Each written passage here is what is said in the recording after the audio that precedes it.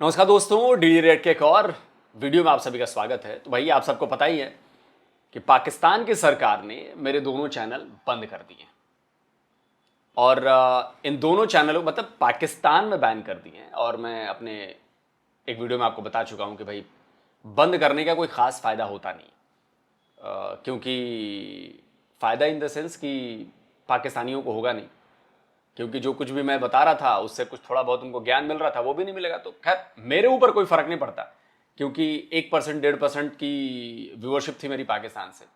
तो आप समझ ही सकते हैं कि अगर 100% में से 1% नहीं देखेंगे पाकिस्तानी तो मेरी सेहत पर कोई असर नहीं पड़ना। लेकिन हाँ, यह है कि इसकी वजह है, और इसकी वजह पता है क्या है? ये देखिए मेरी टी शर्ट पर लिखा हुआ है, I hear, I research, I tell. ये जो चीजें लिखी है ना, 3 चीजें, ये सबसे बड़ी वजह है पाकिस्तान में मेरे चैनल के बैन होने की।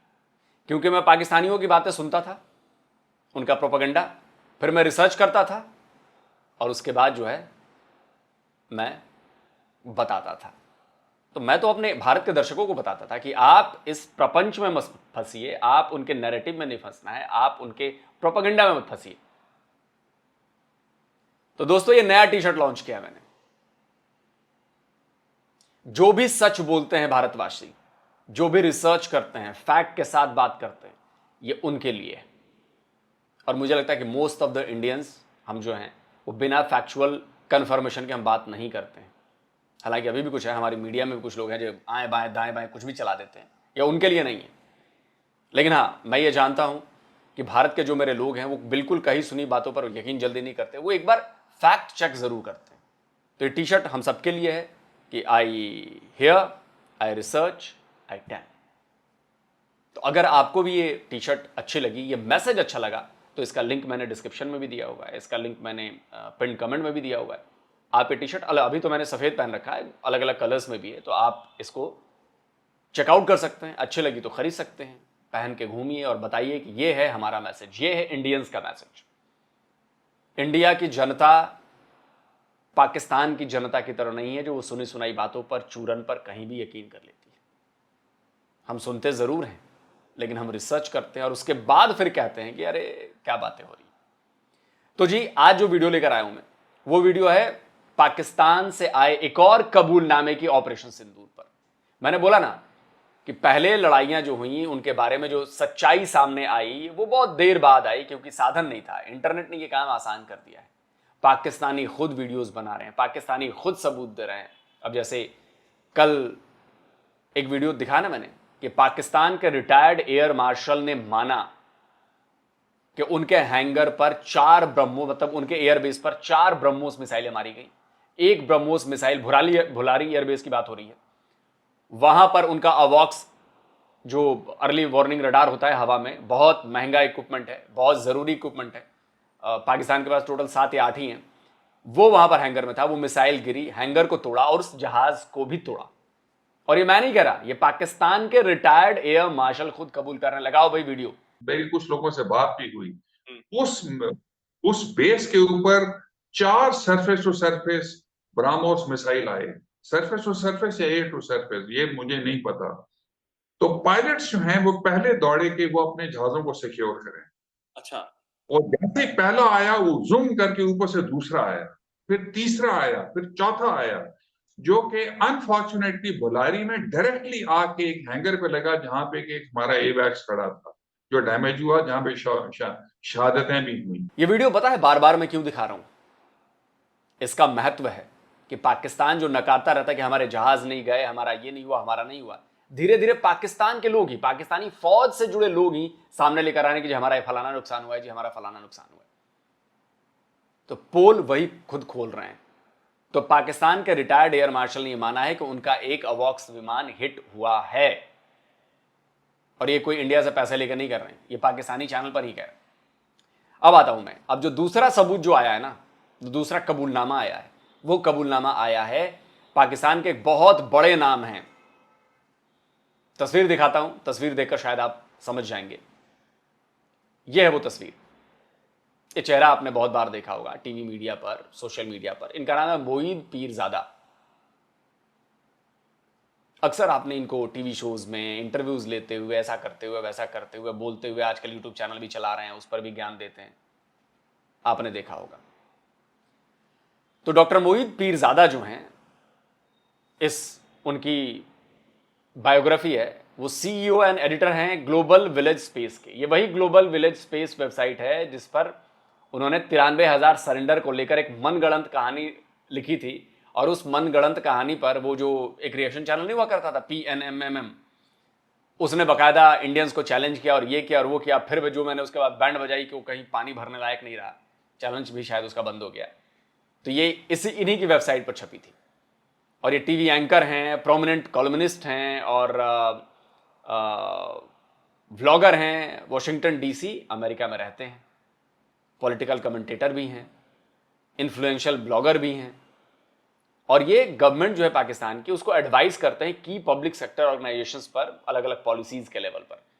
और ये भी लिख रहे हैं कि he is currently director of governance and policy advises Gapa and editor strategic affairs and lead anchor for Dunya news, where he host his popular show tonight with Moeed Pirzada. तो ये परिचय देना इसलिए जरूरी है ताकि आप समझ सकें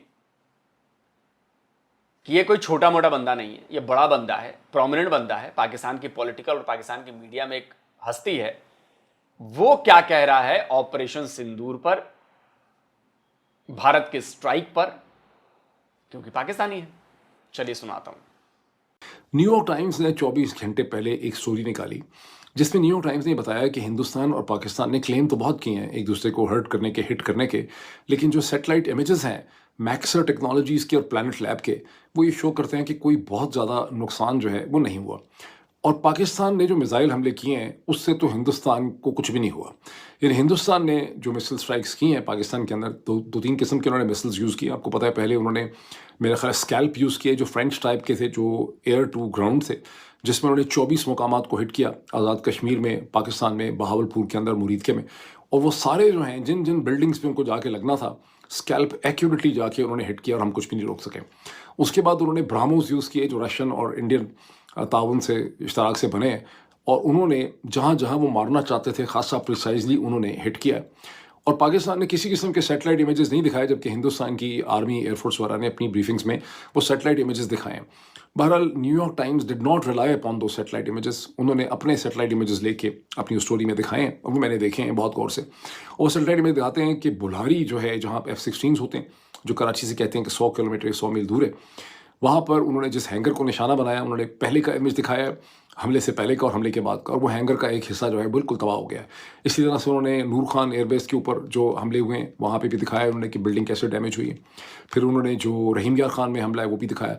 तो जहाँ जहाँ उन्होंने 3 या 4 इमेजेस उन्होंने दिखाए हैं जहाँ रनवेज जो हैं वो इंटरप्ट हो गई हैं, जबकि पाकिस्तान साइड से ना तो कोई दिखाए गए हैं सैटेलाइट इमेजेस। और फिर उन्होंने उधमपुर के एयरपोर्ट पर, जहाँ पाकिस्तान ने कहा कि हमने सब कुछ डिस्ट्रॉय कर दिया है, सारे नाकारा बना दिए हैं, ये हमारी स्टेटमेंट थी, मैं भी दोहराता रहा हूँ पाकिस्तान के पीछे पीछे, वो उन्होंने दिखाया कि उधम एयरपोर्ट के पहले के इमेज और बाद के इमेज हैं 12-13 मई के, और उधम एयरपोर्ट को किसी किस्म का कोई नुकसान उसके रनवे को नहीं पहुंचा। अब इसका क्या मतलब है? देखिए, 2 बातें आपने की। आपने न्यूयॉर्क टाइम्स का नाम लिया। देखिए, पहले जो उन्होंने आर्टिकल छापा, उन्होंने उसके पीछे पाकिस्तानी माइंड था। अब मैं आपको दिखाता हूं कुछ इंटरनेशनल पाकिस्तानी जर्नलिस्ट के नाम जो अलग अलग बड़े बड़े मीडिया हाउसेस में, रॉयटर्स में, CNN में, इनमें काम कर रहे हैं, ब्लूमबर्ग में। ये वो लिस्ट है, जरा देखिए। हर नाम के आगे पाकिस्तानी, और उसके आगे जिस मीडिया हाउस में वो काम करता है उसका नाम लिखा है वाशिंगटन पोस्ट, अपना न्यूयॉर्क टाइम्स, ब्लूमबर्ग। देख रहे हैं कितने बड़े बड़े नाम, और ये सारे पाकिस्तानी जर्नलिस्ट हैं। तो अगर ये इस इंटरनेशनल मीडिया में, इन सारे मीडिया पर जब ये रिपोर्ट बनाएंगे तो पाकिस्तान का नैरेटिव पेश करेंगे, ठीक है, न्यूट्रल नहीं है, पहली बात। उसके बाद देखिए क्या हुआ कि जब न्यूयॉर्क टाइम्स और वॉशिंगटन पोस्ट को लगा कि यार वाकई गड़बड़ हो गई, इन लोगों पर हमने भरोसा किया और इन्होंने जो रिपोर्ट दी है उससे हमारी साख पर भट्टा लग रहा है, तो उन्होंने नई रिपोर्ट्स बनाई। और जो रिपोर्ट्स बनाई है, न्यूयॉर्क टाइम्स ने भी अपनी रिपोर्ट में कहा है कि जी भारी नुकसान हुआ है पाकिस्तान को। कई जगहों पर उन्हें सारे सबूत दिखाए, जो आप सैटेलाइट इमेज की बात कर रहे हैं, वो और भी अच्छे इमेजेस हैं, वो डाल के उन्होंने बनाई। वॉशिंगटन पोस्ट ने भी माना कि यस, पाकिस्तान को भारी नुकसान हुआ है, भारत ने बहुत अंदर तक घुस के हिट किया है। तो सारा नैरेटिव जो है वो चेंज हो गया।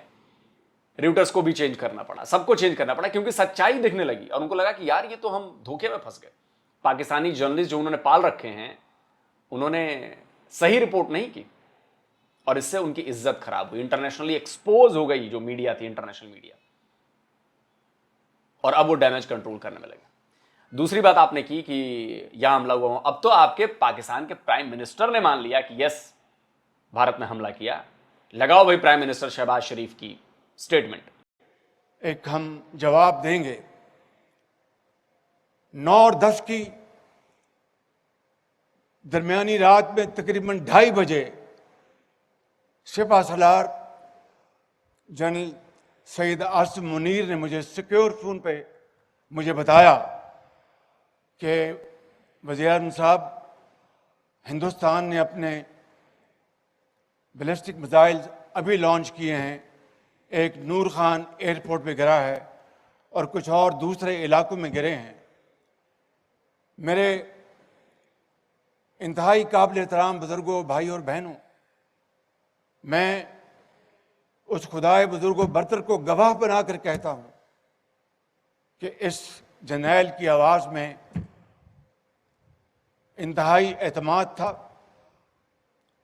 खुददारी थी और तो अब पाकिस्तानियों किसी को क्लियर, तो ऐसा नहीं है ना कि किसी को क्लियर नहीं है कि भारत ने हमला नहीं किया, भारत ने अपने टारगेट्स हिट नहीं किए, आपके एयरबेस हिट नहीं हुए हैं, सब हिट हुए हैं। और आपने जो भी हमला किया वो एक भी हिट नहीं हुआ है। जितने पाकिस्तानी दावा कर रहे हैं कि हमने आदमपुर एयरबेस को उड़ा दिया, हमने ये कर दिया, S-400 उड़ा दिया, राफेल गिरा दिया, भैया कहीं कुछ तो दे दो, कुछ तो दिखा दो। हम तो दिखा रहे हैं, हम वीडियोस दिखा रहे हैं, हम सैटेलाइट इमेजेस दिखा रहे हैं, हम तस्वीरें दिखा रहे हैं, पाकिस्तानियों द्वारा रिकॉर्ड किए गए वीडियोस दिखा रहे हैं। आप भी कुछ दिखा दो यार। पूरी दुनिया में इंसल्ट हो रही है पाकिस्तान के, उसके पीएम के, उसकी फौज की, और कितना भी डैमेज कंट्रोल कर लो होने वाला नहीं है। पोल खुल चुकी है, पोल खुल चुकी है। अब इसका क्या मतलब है? इसका मतलब है कि पाकिस्तान ने जो मिसाइल मारे हैं उनका इम्पैक्ट नहीं हुआ, वो एक्यूरेट भी नहीं होंगे, और ये कंप्लेन पहले भी थी कि मिसाइल हमारे एक्यूरेट नहीं है, तो उससे कोई खास नुकसान नहीं हुआ। अब ये वो बेसिकली सच है जिसको बोलने पे यहाँ पे हमारे यहाँ पर साइबर क्राइम के इल्ज़ाम जो है लग जाते हैं। इसकी बॉटम लाइन क्या है सारे एनालिसिस? इसकी बॉटम लाइन ये है कि हमें अमेरिका ने ये सीज़ फायर करके दिलाया है, हिंदुस्तान को उन्होंने धमकी लगाई है, हमने धमकी उनको कन्वे कर दी। जब हमने नेशनल कमांड अथॉरिटी की मीटिंग बुलाई, हमने उनको कन्वे भी कर दिया होगा कि जनाब हम तो बड़े सख्त अंडर प्रेशर हैं, हम न्यूक्लियर हो जाएंगे, क्योंकि हम डिनाई कर रहे हैं, लेकिन नज़र यही आ रहा है।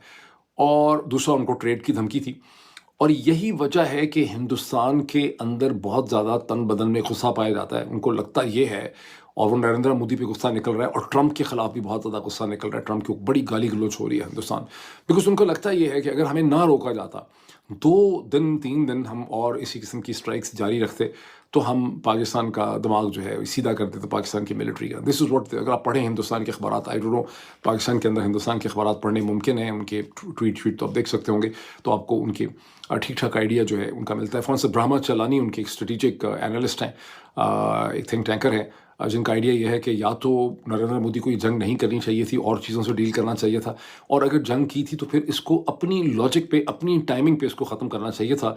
कि जो डोनाल्ड ट्रंप के प्रेशर में आके सीज़ फायर किया है, इससे हिंदुस्तान की साख को और उसके इम्पैक्ट को बहुत ज़्यादा नुकसान हुआ है। और अगर ये क्या नुकसान हुआ यार? क्या पाकिस्तान ने वॉर डिक्लेयर करके ऑफिशियल लड़ी? पाकिस्तान तो हमेशा कहता रहा हमने ड्रोन नहीं मारे हैं, हमने मिसाइल नहीं मारी, हमने ये नहीं किया, हमने वो नहीं किया। बाद में उन्होंने माना, और 4 दिन में जो हमें अचीव करना था वो हमने कर लिया। जो मैसेजिंग करनी थी वो मैसेजिंग हमने कर दी है कि अब हमारे लिए कोई न्यूक्लियर ब्लैकमेल का बैरियर नहीं है, क्योंकि अगर न्यूक्लियर ब्लैकमेल का बैरियर होता तो हम नहीं जानते थे, हम क्यों अटैक करते। तो भारत ने क्लियर कर दिया कि कोई न्यूक्लियर ब्लैकमेल नहीं चलेगा, आप चाहे कुछ भी कर लो, और अगली बार इससे भी बड़ा हमला होगा। दूसरी बात, डोनाल्ड ट्रंप भी अब पीछे पलट गए हैं, कहने कि नहीं ऐसा कुछ नहीं है। जो उन्होंने बयान दिया था कि मैंने सीज फायर करा दिया और ये करा दिया वो करा दिया, उसमें भी अब खुरपे चाह रहा है, पलटी मार रहे हैं। बाकी जो डोनाल्ड ट्रंप ने धमकी दी, ये किया वो किया, उसका असर आप देखेंगे। हमने अभी टैरिफ बढ़ा दिया। मैं खबर पढ़ रहा था अमेरिका के खिलाफ पता नहीं, याद नहीं आ रहा किसकी चीज़ों पर, 2 चीज़ों पर या 3 चीज़ों पर बढ़ा दिया टैरिफ बढ़ा दिया। अब करो जो करना है, छोड़ेंगे नहीं। और तुम जो F-35 बेचने की फिराक में थे, अब उसका क्या होगा? अभी तो देखो, अभी बहुत सारी डील्स हैं अमेरिका से हथियारों की होने वाली थी, अब वो भी लटकाएंगे हम, वो भी लटकाएंगे। तो जो धमकी हम पर अमेरिका दे रहा है वही धमकी इधर से भी जाएगी। कहां बेचोगे? तुम्हें भी तो पैसे चाहिए ना, पैसे हमारे पास हुआ है। और अगर ये 24 अगर और 48 घंटे में खुद भी इसको मैं देख रहा हूँ कि अगर ये जिस किस्म की एक्यूरेट स्ट्राइक्स उन्होंने की हैं हमारे एयर स्ट्रिप्स पे, अगर 48 घंटे तक और वो ये स्ट्राइक्स हर 6-6 8-8 घंटे के बाद करते रहते तो बहुत कम हमारे पास ऐसे रनवेज रह जाते। और फिर ठीक है कि रनवेज को आप जल्दी रिपेयर भी कर लेते हैं, लेकिन हमारे लिए ठीक ठाक क्राइसिस खड़ा हो जाना था। और फिर हमने देखा कि हम प्रैक्टिस कर रहे थे कि हम मोटरवे से भी इस्लामाबाद लाहौर के दरमियान उड़ा सकते हैं, शायद पेशावर इस्लामाबाद को भी इस्तेमाल कर सकते होते। लेकिन तो क्या इंडिया के ब्राह्मोस मिसाइल्स जो हैं वो हमारी मोटरवेज पे भी जगह जगह शगाफ नहीं डाल सकते थे। तो I think it was a huge crisis for Pakistan, जिसमें अमेरिका ने और डोनाल्ड ट्रंप ने पाकिस्तान को इसमें से बेल आउट किया है। और इसमें से ये गलत मतलब अब नहीं निकालना चाहिए, और मेरा ख्याल है निकाल भी नहीं रहे होंगे। पब्लिक को बेवकूफ़ बनाने के लिए, फुद्दू बनाने के लिए और किस्म की कहानियाँ होती हैं, अंदर आपको हकीकत पता होती है कि आप बार बार अमेरिका को भी यूज़ नहीं कर सकेंगे और ना ही आप बार बार न्यूक्लियर कार्ड जो है वो प्ले कर सकेंगे। इसका मतलब ये है, इसका मतलब है कि बहुत देर तक हिंदुस्तान के अंदर कोई हमारे रिलेटेड जो है गंद नहीं होगा, कोई बड़ी चीज़ नहीं होगी। हाँ, अब वो खुद पैदा कर लें, अगर वो खुद को ही कल कोई चीज़ पैदा कर लें हमें ठोकने के लिए, सजा सुनाने के लिए, वो एक अलग चीज़ है। लेकिन मुझे लग रहा है कि हमारी साइड को अच्छी तरह से समझ आ गई है और कहानी और सुनाई जा रही है, असल हकीकत जो है वो और है। आई एम सॉरी टू से कि आपके जज्बात को बहुत ठेस पहुँच रही है, लेकिन हकीकत को समझना जो है ना, यही साइबर क्राइम है। और हकीकत को समझना जो है वो बहुत ज़रूरी, हकीकतों को समझ के ज़िंदा रहें, इसी में आप सबका फ़ायदा है। अच्छा जी, आगे चलते हैं। ये भी माइंड में रख लें कि तो आप समझ गए कि हकीकत क्या है। भारत ने टारगेट सेट किए, भारत ने टारगेट अचीव किए, भारत ने घर में घुसकर ठोका, पिन पॉइंट एक्यूरेसी के साथ ठोका, और आप कुछ नहीं कर पाए। आप बस एक झूठ का बाजार खड़ा कर रहे हैं कि हमने भारत से 71 का बदला ले लिया, हमने ये कर दिया, हमने वो कर दिया। ठंडे दिमाग से सोचिए, क्या वाकई आप ऐसा कर पाए? क्या आपने हमारे एक एयरबेस को, एक एयरफील्ड को भी हिट किया है? नहीं किया है। सिविलियंस इलाके में कुछ हिट किया आपने? जहां पे लोग मारे गए, बिल्कुल मारे गए, सिविलियंस मारे गए। और हमने हर उस टारगेट को हिट किया जो मिलिट्री इंस्टॉलेशन से। हमने कहा था कि हम जब बहावलपुर पर हमला कर रहे हैं, हम जब मुरीद के पर हमला कर रहे हैं, हम ये हमला आतंकवादी कैंपों पर कर रहे हैं, हम किसी मिलिट्री इंस्टॉलेशन पर नहीं कर रहे हैं, हम किसी सिविलियन इंस्टॉलेशन पर नहीं कर रहे। लेकिन आपने बदले में क्या किया? हमारी तरफ जो ड्रोन भेजे, मिसाइलें भेजी, सारी हमारी सिविलियन पे भेजी और मिलिट्री इंस्टॉलेशन से भेजी। हाँ, सिविलियंस की जान का नुकसान हुआ है और वो भी छोड़ा नहीं जाएगा।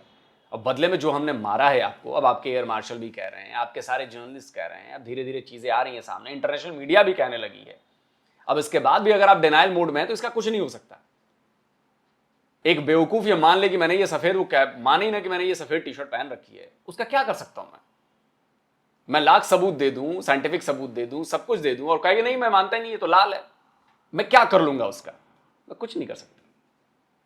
लेकिन हां, दुनिया करती है और दुनिया देख रही है, दुनिया समझ रही है।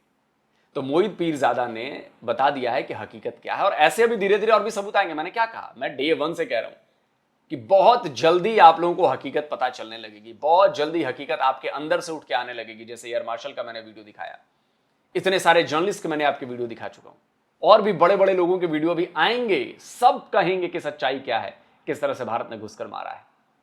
और मैं फिर कह रहा हूं, इसका जिम्मेदार इकलौता आसिम मुनीर है। आसिम मुनीर को पकड़कर उसके खिलाफ देशद्रोह का केस चलाइए, ट्रेजन का केस चलाइए, उसको टांगिए कि तेरी एक जिद की वजह से 25 करोड़ पाकिस्तान की जान दांव पर लगी थी।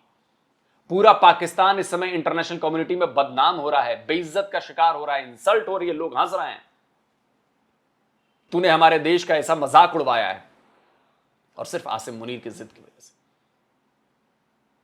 शायद इमरान होता तो ये नौबत ही नहीं आती, पहलगाम होता ही नहीं।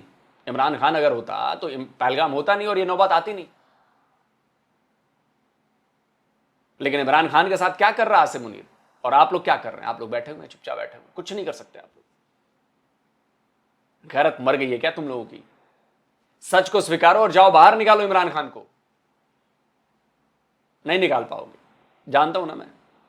फर्जी मुसलमान हो ना तुम लोग, सिर्फ दावे कर सकते हो, कुछ करके दिखा नहीं सकते, फर्जी मुसलमान। दोस्तों, तो पाकिस्तान का एक और कबूलनामा मैंने आपके सामने रखा। ये सब सारे सबूत हैं, ये सब जमा करते रहिए। फेंक फेंक के मारना। एक पाकिस्तानी बोले कि ऐसा हुआ, ये ले तू सबूत, ये ले तू सबूत, इतने सबूत मैं जमा करके आपको दूंगा कि आप इन सबूतों के मिसाइल से पाकिस्तानियों के चिथड़े उड़ा देंगे। आप यही काम करना है दोस्तों। कमेंट करके अपनी राय दीजिए। जल्दी मिलता हूं एक और नए वीडियो के साथ।